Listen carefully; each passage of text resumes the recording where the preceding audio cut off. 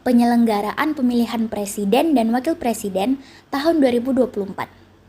Proposal penelitian oleh Elsa Marioli Pasaribu dari kelas 11 IPA 2. Bab 1 ada pendahuluan. A. Latar belakang. Pemilihan umum merupakan sebuah instrumen yang merupakan hasil refleksi dari kehidupan berdemokrasi. Salah satu wujud perlibatan masyarakat dalam proses politik adalah terselenggaranya pemilihan umum di suatu negara. Pemilu merupakan media bagi rakyat untuk dapat menyalurkan aspirasinya dalam menentukan figur dan arah kepemimpinan negara atau kepemimpinan daerah dalam satu periode tertentu. Pemilu mengajarkan kepada masyarakat untuk terlibat dalam proses pengambilan keputusan politik dengan cara memberikan suara kepada partai politik tertentu yang menjadi pilihannya. Di era globalisasi saat ini, demokratisasi merupakan salah satu agenda dunia untuk mewujudkan pemerintahan yang representatif, efektif, dan pro-rakyat. B. Rumusan masalah. Yang pertama, bagaimana proses pemungutan dan perhitungan suara pada pemilihan presiden dan wakil presiden tahun 2024?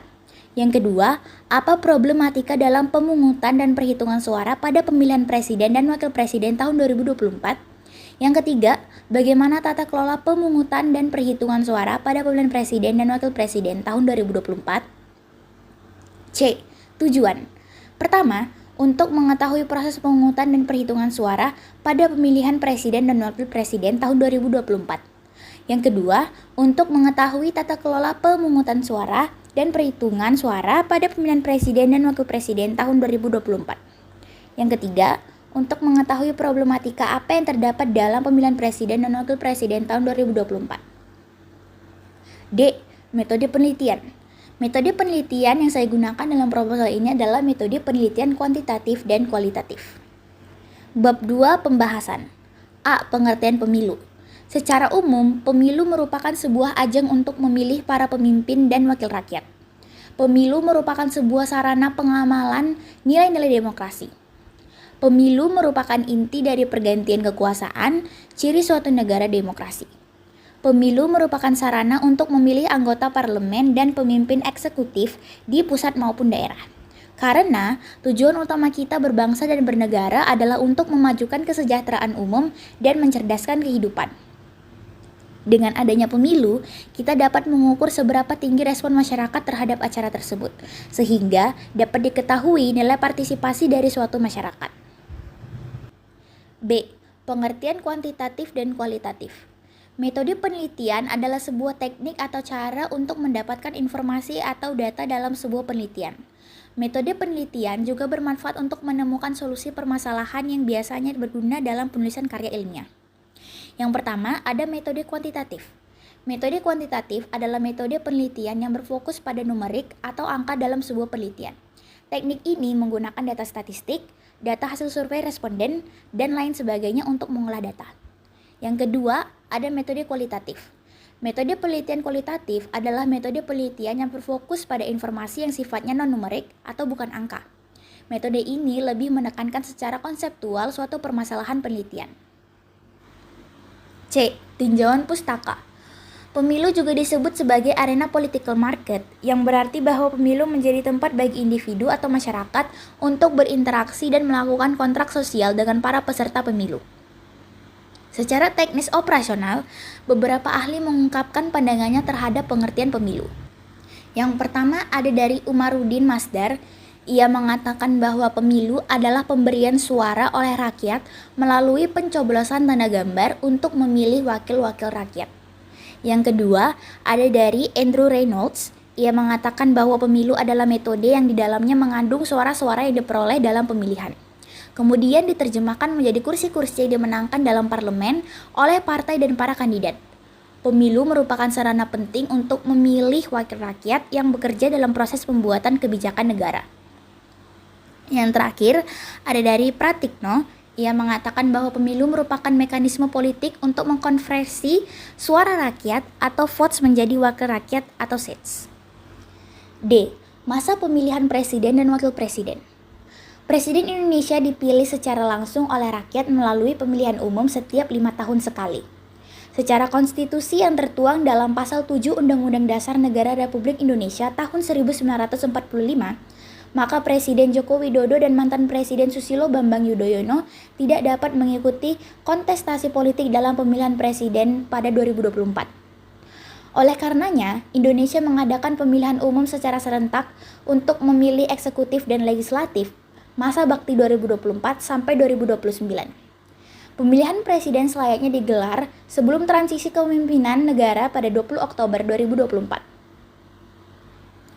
Pemilihan presiden menjadi tahap penting dalam sistem politik Indonesia yang melibatkan partai politik nasional dengan perwakilan kursi di Dewan Perwakilan Rakyat untuk mengusung satu pasangan calon. Hanya PDIP yang dapat mengusulkan sepasang kandidat tanpa berkoalisi dengan partai lain, mengingat partai ini memenuhi syarat ambang batas presiden dengan minimal 115 kursi pada pemilu legislatif terdahulu. Hal ini tertuang dalam Undang-Undang tentang Pemilihan Umum yang menerangkan bahwa sepasang kandidat diusulkan oleh satu partai maupun sekelompok partai yang memperoleh sedikitnya 20% kursi Dewan Perwakilan Rakyat atau sedikitnya 25% suara nasional pada pemilihan umum sebelumnya. Pemilihan Umum Presiden Indonesia 2024 disebut juga sebagai Pilpres 2024 adalah pemilihan umum kelima di Indonesia yang bertujuan untuk memilih Presiden dan Wakil Presiden Republik Indonesia. Pemilihan dilakukan untuk menentukan pemangku jabatan Presiden dan Wakil Presiden untuk masa bakti 2024 sampai 2029 dan akan dilaksanakan pada Rabu 14 Februari 2024. Pemilihan ini menjadi kontestasi politik untuk memilih presiden baru menggantikan Joko Widodo yang purna tugas dari jabatannya setelah menjabat 2 periode sebagai presiden dan tidak dapat mencalonkan diri lagi berdasarkan konstitusi. Pemilihan umum ini akan dilaksanakan dalam waktu yang bersamaan dengan pemilihan umum anggota DPR RI, DPD RI, dan DPRD di seluruh Indonesia. Sementara pemilihan umum kepala daerah baru akan dilaksanakan pada Rabu 27 November 2024. Sistem perhitungan suara. Sistem majoritarian digunakan sejak 2004 ketika sistem pemilihan presiden dan wakil presiden secara langsung dimulai. Sebelumnya, pemilihan presiden dan wakil presiden di Indonesia dilakukan melalui Majelis Permusyawaratan Rakyat atau MPR. Dalam proses pemilihan presiden secara langsung yang pertama dimenangkan oleh pasangan Susilo Bambang Yudhoyono atau SBY dan Yusuf Kala. Metode majoritarian pun masih digunakan dalam Pilpres di Indonesia sampai saat ini.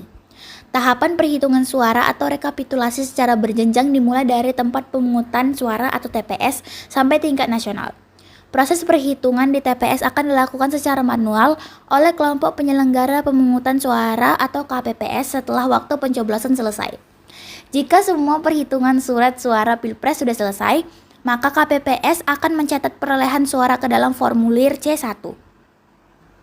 Kotak suara dan dokumen administrasi lainnya kemudian diberikan setiap KPPS kepada Panitia Pemilihan Kecamatan atau PPK untuk dilanjutkan pada tahap rekapitulasi di tingkat kecamatan. F. Tata kelola pemungutan suara. Tata kelola pemungutan suara dan perhitungan suara dalam pemilu presiden dan wakil presiden tahun 2024 belum terlaksana dikarenakan jadwal yang dilaksanakan untuk masyarakat memberikan hak suaranya yaitu pada tanggal 14 Februari 2024 mendatang. Pemilihan suara tahun ini juga dilakukan hanya 1 kali putaran.